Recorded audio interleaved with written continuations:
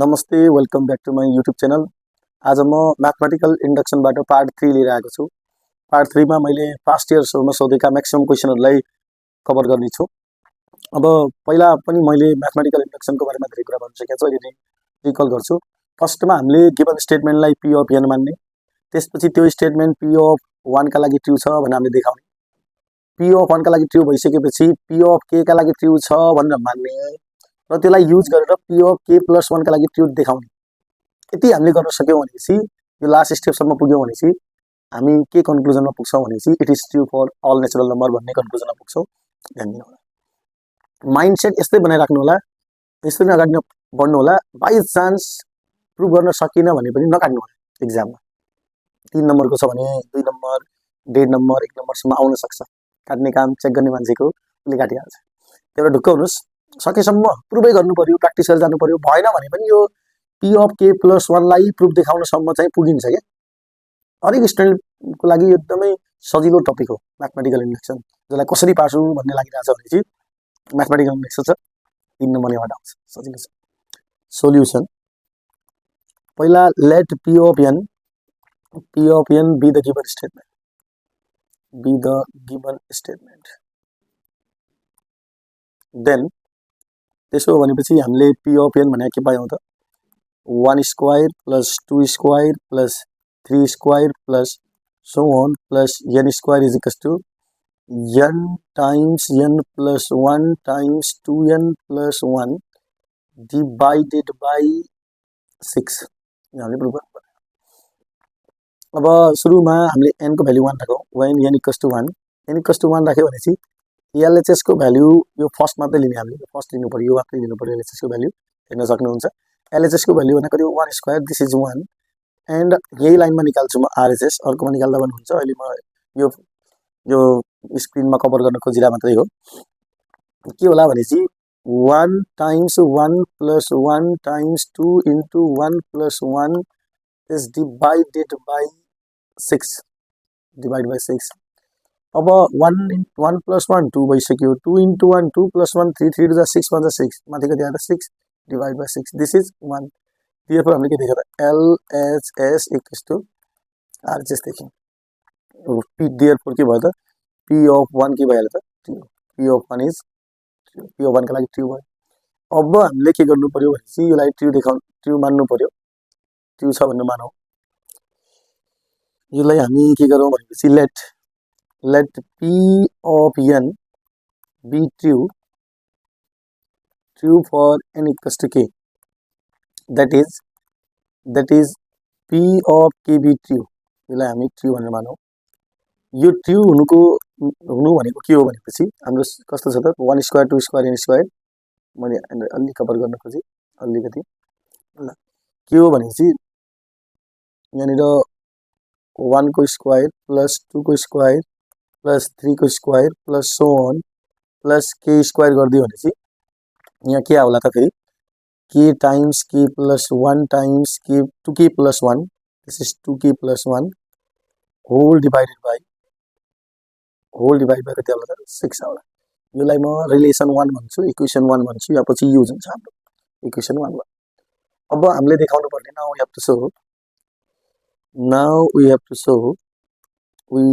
So अब हामीले देखाउनु पर्ने now we have to show p of k + 1 is true, अथवा p of n is true for n equals to k + 1 न पनि हुन्छ। यसलाई ट्रु देखाउनु भनेको 1 square + 2 square + 3 square + so on + k square सम्म त भयो नै। k + 1 भनेको एक स्टेप पछि जानु पर्यो। k पछि के आउँछ त k + 1, जस्ट नेक्स्ट को लागि हो कि k + 1 इज इक्वल्स आन्सरमा के आउला त यो जहाँ k छ k को ठाउँमा k + 1 आउला नि त आन्सर भनेपछि k + 1। अनि यो सेकेन्डमा यहाँ पनि हामीले k को ठाउँमा k + 1 राखेको कति होला त, एक लाइन k + 1 नै राख्छु, k + 1 + 1। अनि यहाँ के होला त 2 टाइम्स k + 1 + 1 होल डिवाइड कति होला त 6, होल डिवाइड कति होला 6। यो भने कति हो भनेपछि यो k + 1 नै भयो, अनि यो k + 2 भयो, अनि यसलाई मल्टिप्लाई गर्दा 2k + 2 हुन्छ +1 2k + 3 हुन आउँछ, ब्राकेट ओपन गर्दा डिवाइडेड बाइ हामीले देखाउनु पर्ने 6। अब म एकछिन अर्को कलर युज गरेर देखाउँछु, यसै जान्छु म। यो एलएचएस हामीले लिने, यो एलएचएस हामीले लिने, यो एलएचएस मा हामीले इक्वेसन 1 को एकदमै हेल्प लिने, एलएचएस लिँदाखेरि इक्वेसन 1 को एकदमै हेल्प लिने, अनि यो आरएचएस मा यो निकालेर देखाउने के। यो देखाउन सक्यौ भने चाहिँ p of n is true for n equals to k plus 1 भन्ने प्रुभ हुन्छ। ओके, मैले अगाडि बढाए कार्यक्रम टक्कसित रिटर्न प्र्याक्टिस हुनु पर्यो, लेखेर प्र्याक्टिस गर्ने, त्यो मैले सुरु गरेँ। ओके ल, राइट कलरलाई लिएँ मैले। ओके, यसको एलएचएस मा हेर्न सक्नुहुन्छ 1 square plus 2 square plus 3 square plus so on plus k square plus k plus 1 को होल स्क्वायर। अब एउटा कुरा म के हाइलाइट गर्न चाहन्छु भनेपछि यहाँदेखि यहाँसम्म 1 स्क्वायर देखि k स्क्वायर सम्म के हुन्छ कति हुन्छ भन्ने कुरा हामीले यहाँ देखिसकेका छौँ माथि इक्वेसन 1 मा, त्यसलाई युज गर्नुपर्ने। ठ्याक्कै इक्वेसन 1 बाट यसको भ्यालु कपी गर्छु म। इक्वेसन 1 मा भ्यालु हेर्न सक्नुहुन्छ, इक्वेसन 1 यहाँ छ। यसको भ्यालु छ k times k plus 1 times 2k plus 1 divided by 6 अनि प्लस यहाँ के छ त k प्लस 1 को होल स्क्वायर छ। अब यो चाहिँ फर्स्ट टर्म पुरै, यो सेकेन्ड टर्म, यो दुईटा टर्मबाट अब k प्लस 1 कमन आएको देखिरहेको छौँ। अब बच्यो के भनेपछि यहाँ k बच्यो अनि यहाँ 2k प्लस 1 बच्यो अनि यहाँ डिवाइड बाई कति होला त 6 अनि यहाँ एउटा k प्लस 1 बचेकै छ, एउटा मात्रै कमन गएको भनेपछि के भयो त k प्लस 1। अब एलसीएम लिँदाखेरि के भयो त यो 6 ले यो पुरैलाई मल्टिप्लाई गर्नु पर्यो भनेपछि 2k square plus k plus 6k plus 6 whole divide कति आयो त यो 6। अब यहाँबाट म लेख्न यता सुरु गर्छु। अब मैले के पाएँ भनेपछि k प्लस 1 त यो ठिकै छ अनि 2k square plus k plus 6k कति हुन्छ त हेर्न, k प्लस 6k कति भयो त हेर्न 7k प्लस 6 डिवाइडेड बाई पनि कति आयो त 6। Okay, no problem, k plus 1 ठिक छ।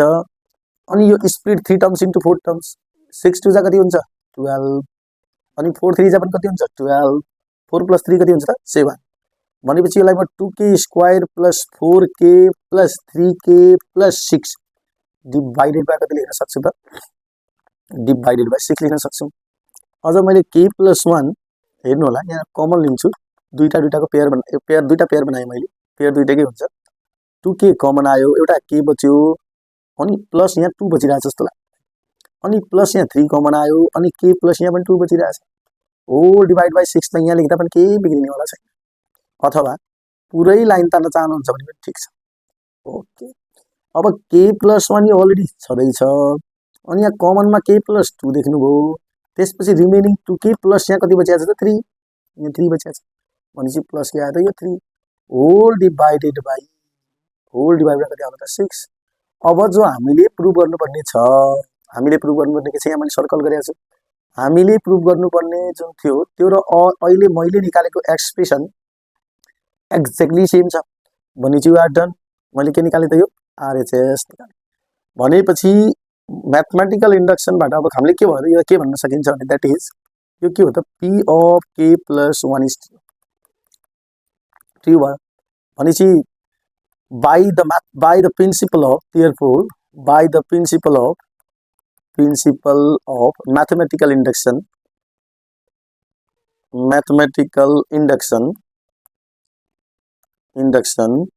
it is true for, it is भन्नाले p of n is true for n belongs to n, that is every natural number, for all natural number का लागि true छ भन्नाले हामीले prove गरेर देखायौँ। यो इम्पोर्टेन्ट वान हुन सक्छ, धेरै गाह्रो छैन, एकदमै इजी छ, लेखेर चाहिँ प्र्याक्टिस गर्नु होला, त्यसपछि एक्जाममा धेरै हेल्प हुन्छ। ओके, यसपछि अर्को प्रब्लम छ तल, यो पनि राम्रो प्रब्लम छ, मैले सुरु गरिहालेँ, अलि भिडियो सानो बनाउने प्रयास हो मेरो।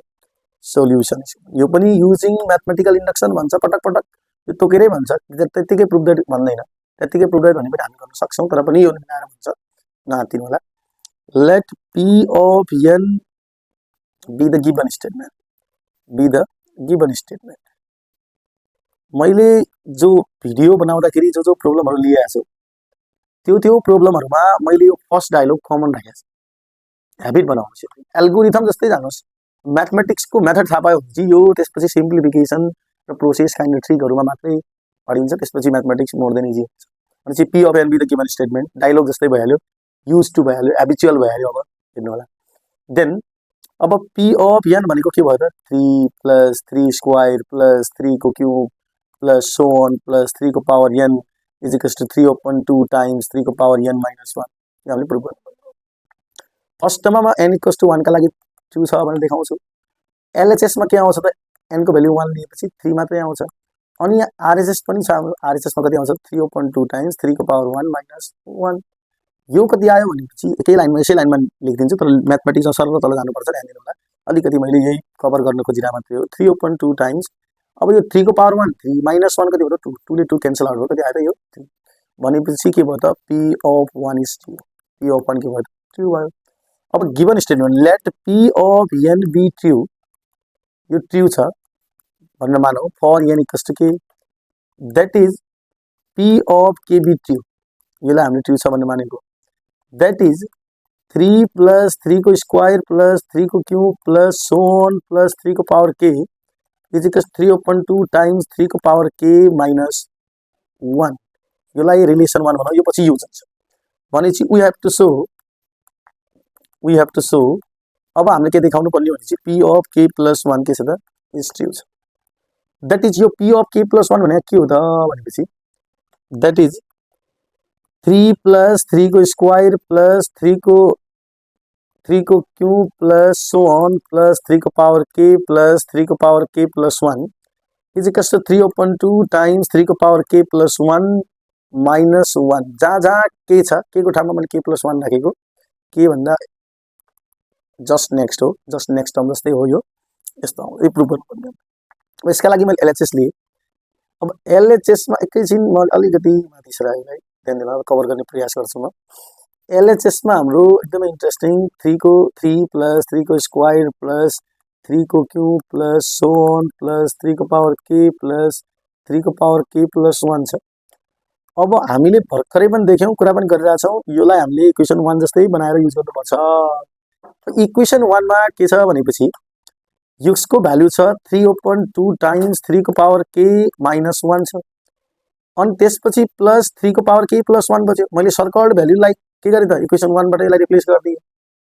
अब एलसीएम लिने हो पहिला यो यसो गर्ने योले एलसीएम ल्याउँ यहाँ अनि योले यो 3 ले भित्र मल्टिप्लाई यहाँ दुईटा टर्म 3 को पावर के प्लस 1 भयो। यो 3 ले कसलाई मल्टिप्लाई गर्यो 3 को पावर के लाई माइनस कति भयो 3 मैले मल्टिप्लाई गरेँ 3 भयो। अनि प्लस कति भयो त यो 2 ले यहाँ एलसीएम लिँदाखेरि कति भयो त 2 टाइम्स 3 को पावर के प्लस 1 अनि यसको होल डिवाइडेड बाइ कति भयो त यहाँ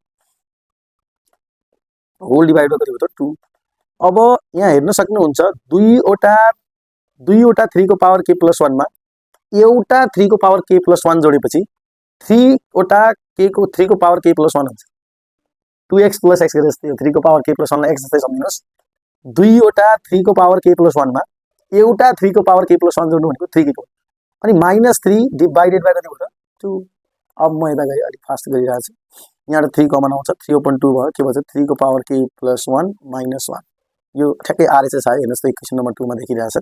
देयरफोर के भयो त पी अफ के प्लस 1 के भयो त इज ट्रु के भयो ट्रु अनि चाहिँ therefore by the principle of mathematical induction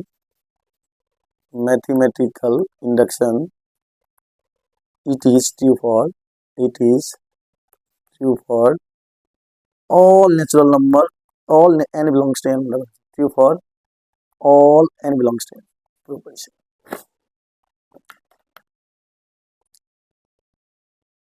अब अर्को प्रब्लम छ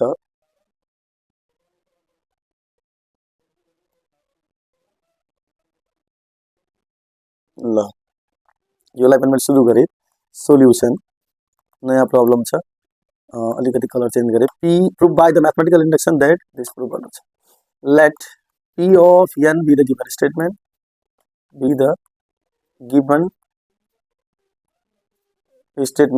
then p of n भनेको के भयो त हेर्नु होला 1 into 2 plus 2 into 3 plus 3 into 4 plus plus n into n plus 1 is equals to 1 upon 3 times n plus 1 times n plus 2। अब n equals to 1 का लागि ट्रु छ भन्ने कारण होइन n equals to 1 एलएचएस मा के भयो त यो फर्स्ट टर्म मात्रै हुने भयो। यो फर्स्ट टर्म के छ त यहाँ 1 into 2 1 into 2 कति आयो त यो 2 आयो एन्ड आरएचएस मा जान्छु म आरएचएस मा के छ त यहाँ 1/3 times 1 times 1 plus 1 times 1 plus 2 यो कति आउला त फेरि 1/3 times 1 into 1 plus 1 2 भयो into 1 plus 2 कति भयो 3 3 ले 3 क्यान्सल आउट कति बच्यो त 2 therefore के भन्न सक्छ त हामी p of 1 is true p of 1 is true let अब के भन्ने p of n be true true for n equals to के का लागि ट्रू छ that is के भयो त p of k be true यो ट्रू मान्यो हामीले भनेपछि यो ट्रू हुन्छ भनेपछि यसको मिनिङ के होला त यहाँ ट्रू भएको छ भनेपछि यसको मिनिङ के होला त अलिकति मैले देखाउन खोजे भनेपछि that is यसलाई के लेख्न सक्छौं 1 into 2 plus 2 into 3 plus 3 into 4 plus so on plus यहाँ k times k plus 1 is equals to 1/3 times k plus 1 times k plus 2 होला भनेपछि यसलाई रिलेसन 1 बनाउने पछि युज गरौँ now we have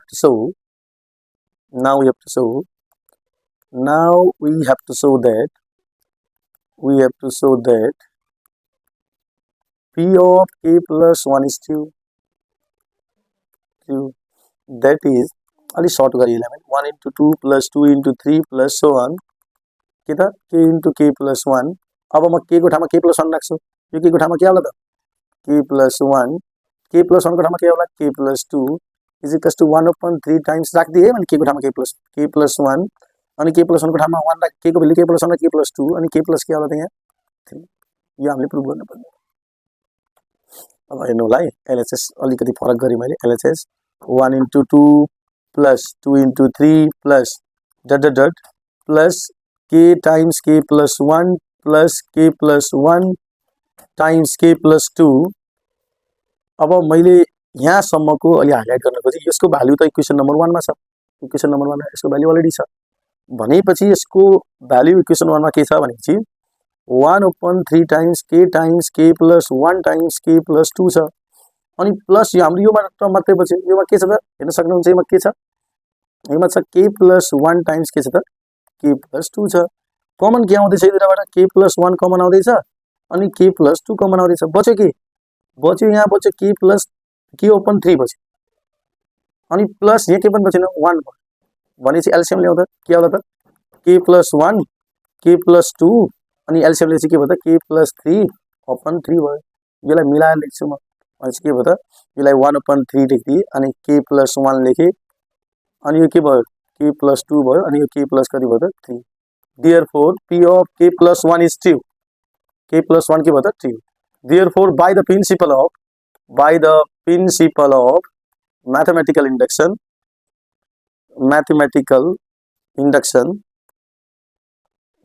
it is true for